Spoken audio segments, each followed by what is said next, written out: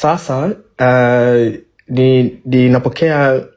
ninapokea malalamiko mingi sana kwa sasa kwa sababu ya hizi mambo ambazo tunafanya. Watu nimekuwa na government inani criticize kanini namtaja Rostam Aziz, kanini tunaandika mabarua tunataja mawatu, kanini hatuziachii watu za dini pamoja na serikali zikuwe zinafanya mazungumzo. Hii masala hizi inakuja kwa ubalozi ya Marekani. Balozi ya Tanzania nchini Marekani kwa mazungumzo za simu imekuwa wanapinga sana hichi kitu ambayo tunafanya, na nilikuwa sijataka kushambuliana na vijana za Rostam ambazo sasa imekuwa wananichukulia wanakuwa wanagombana na mimi kupitia emails zangu. Na of course hizi email wamepewa Ikulu kwa sababu email nimetuma Ikulu Tanzania na nimetuma kwa polisi, na hii email ambazo wanajaribu kuzihack, hii email iko protected. Si email ambazo kama watahack watakuta habari zangu. Hii email imefunguliwa kwa sababu tu ya kuparalyze serikali. Sio email ambazo utakuta mastori zangu mimi. Na waomba sana government ya Tanzania, sisi vijana sio maadui za nchi yetu. Sisi ni majamaa ambazo tunapenda sana nchi zetu, na tuko tayari hata kesho kurudi nyumbani, tufanye kazi nchi yetu, tujenge nchi yetu. Sisi siko maadui. Kwa hiyo wanajaribu sana kuhack emails yangu, kunifanyia mastori. Mimi si adui ya Tanzania. Mimi sio mtu ambayo nataka tufanye na ubabe na Tanzania. Sasa inaweza vile sasa tuko na habari kwamba Bwana Rostam Aziz yuko na safari hii wiki. Anakuja anatarajia kuondoka yeye ama kwa watumishi zake. Kuna nchi wanaenda hivi kwa sababu tu ya kujaribu kufanya sabotage ya maandamano ambayo tunafanya, kwa sababu sasa wamekuwa na uhakika kabisa kwamba maandamano hii itakuwa ni kubwa na itakuwa maandamano iko moto. Ile mkono ya Samia haiwezi kushika sababu ni moto sana. Sasa wamekuja na plan ya kuja kufanya sabotage. Ndugu zangu, naomba kuambia jambo ambayo kila Mtanzania sasa atapata uchungu wa kuumia moyo wake na kuliza. Si kwa sababu tu niko na lengo ya kuumiza moyo wako, lakini bora nikupe hii taarifa ili tu kwa sababu ukuwe unajua kwa nini tunatakiwa tuiokoe nchi yetu. Kwa nini tunatakiwa tuwatoe hawa primitive na majambazi. Huyu mjamaa Rostam Aziz ambaye sasa anawatumia watu mimi wanihack wafanye haya mavurugu zote, kwa mujibu wa Forbes ya takwimu ya mwaka 2013, wanasema kwamba Bwana Rostam Aziz ana utajiri ya dola bilioni 1. $1 billion. Hii story sio story ile inatoka kwa zile inatoka kwa media za Tanzania. Hii sio story ambayo inaandika kama gazeti ya Tanzania. Hii ni story inatoka Forbes. Sasa bado kama hiyo haitoshi, kuna organization nyingine na waomba na funua macho mkwe mnaweza kusoma, inaitwa Henley and Partners Wealth, ambayo inakuwa inatoa report ya utajiri iliyokuwa haishikiki kwa watu ambazo zinaishi Afrika. Hii report imetoka 2022, inasema kwamba Bwana Rostam Aziz ile miaka yake 65, pia wanakiri kwamba anamiliki $1 billion. Najua kwamba inaweza kwa akili ya raia kawaida asiweze kunifahamu nikiwa nakwambia $1 million ni hela ngapi. Naomba nikuchambulie kidogo kwa faida zako, ili tu nikutie hasira sana na kunikutia machungu ukubali kutoka kwa tarehe 9 kuingia kwa maandamano. Tukizungumza kwamba huyu mjamaa anamiliki $1 billion, maana yake ni kwamba katika miaka 65 ya dunia yake ambayo kaishi, kila mwaka mmoja tangu kazaliwa, ile kazaliwa tu anatimiza mwaka mmoja, kila mwaka anaingiza kwa fuko yake $1 million. Sio million ya Tanzania shilingi, sio milioni ile ya hela ya Afrika. Tangu kazaliwa kila mwaka, kwa hesabu ya kawaida, kwa maana nina breakdown hii $1 billion kaipataje. Maana yake kila mwaka mmoja inapita, yeye anaingiza $1 million. Kama hiyo bado ndugu yangu hujaweza bado kunifahamu, maana yangu ni hii hapa. Labda unaweza kidogo ngoja nani Abil, ngoja okay. Kidogo jamani, irekodini live. Rekodini live, hizi ni habari nzuri sana. Ambaye anaweza kurekodi ya rekodi. Okay, naweza kaendelea. Sasa tumetaka taasisi mashirika ya kimataifa yaje yarusike kufanya uchunguzi juu ya utajiri ambayo anamiliki Rostam Aziz Kiziga pamoja na Bwana Abdul, kwa sababu tuko na sababu za msingi sana. Nitawapia hii mfano ya Rostam Aziz. Nimeambia kwa mujibu ya Forbes, ambayo hii ripoti sio ya leo, hii ripoti ni ya miaka 10 imepita. Wanasema huyu mjamaa ni mtu ya kwanza East Africa kuwa na utajiri ya $1 billion, kuwa bilionea kwa dola, sio bilionea kwa shillings.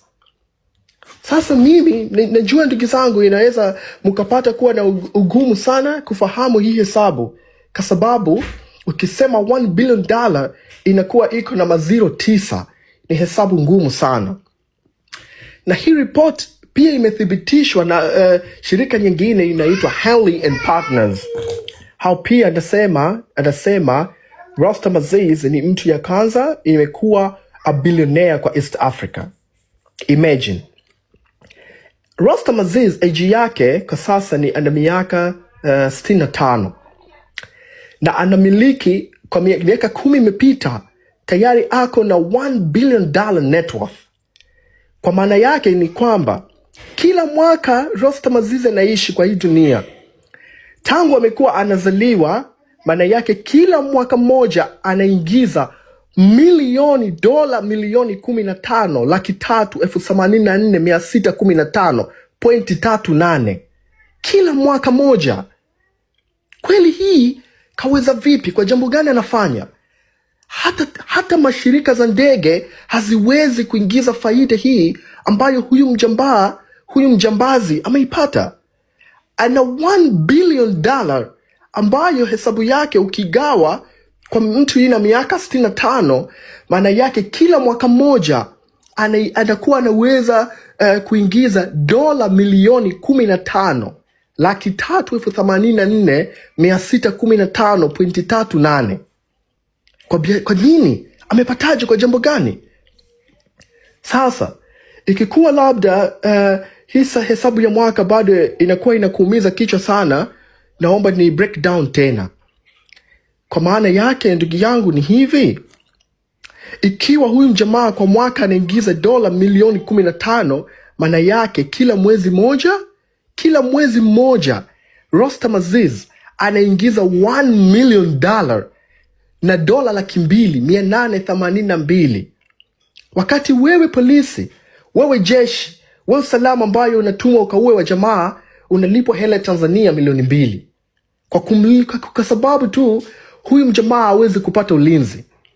Kwa mwezi mmoja anaingiza $1 million, dola milioni 1,282,082 anaingiza kwa mwezi mmoja ndani ya nchi Tanzania, nchi ambayo ni nchi maskini. Anapataje? Kafanya nini? Bado ndugu yangu, naamini kwamba inaweza bado ikakuwa inakupea shida nikikufahamisha hesabu ya mwezi. Nashuka tena sasa nitakupa hesabu ya kila siku. Ninamaanisha hivi: Rostam Aziz tangu anazaliwa, kila ile jua inazama na jua inakuwa kwa bahari, kila siku moja anaingiza dola 44,000 dola za Kimarekani. Hii hela wapi anapata? Nini hasa anafanya? Biashara gani kabisa ako nayo? Kama sio money laundering, kama sio kuhujumu uchumi ya Tanzania. Ndugu zangu, ninakuwa naomba leo, niko very emotionally, mnifahamu sana nini nasema. Kwa ufupi, Rostam Aziz kwa kila mwaka moja ambayo kazaliwa kwa hii dunia anaingiza dola ya Kimarekani milioni 15.3 na points kila mwaka tangu anazaliwa. Iko mwaka moja, mwaka miwili, miaka mitatu. Ili tu uweze kuipata hesabu ya $1 billion, huwezi kuipiga hii hesabu kwa miaka 20 iliyopita. Imebidi tumrejeshe tangu anazaliwa. Hii ndo hela ambayo anaingiza. Hakuna hesabu nyingine yoyote unaweza ukaifanya kwa miaka 10 iliyopita ama miaka 20 iliyopita. Hii tumefanya hesabu ambayo ya kila siku anaweza kuingiza dola ya Kimarekani 42,000 every day. Every day. Ndugu zangu,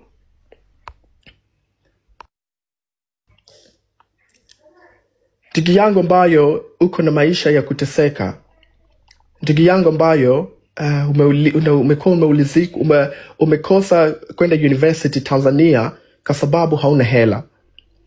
Ndugu zangu ambayo unamjua mtu ameshindwa kufanyiwa surgery, kufanyiwa operation ya moyo kwa sababu tu kakosa hela ndogo ya kwenda kutibiwa India. Naomba ujue kwamba kuna Mtanzania kazaliwa Tanzania tangu mwaka 2013 anamiliki $1 billion. Ana utajiri ya $1 billion. Hii habari hatuwezi kukubali. Ni jambo ambayo hakuna maelezo inatosha kutuambia hizi majambazi hizi pesa amezitoa wapi. Hakuna maelezo kabisa yanatosha hawa jamaa kutuambia hizi pesa ametoa wapi. Maelezo ambazo tunaweza kutumia yakatosha ni kukubali kwa pamoja tarehe 9 Disemba tufanye maandamano ya amani yasiokuwa na kikomo, ili kwa sababu tu kila mtu aweze kuwajibishwa na yule jambazi arejeshe hela kwa serikali. Niko na ushahidi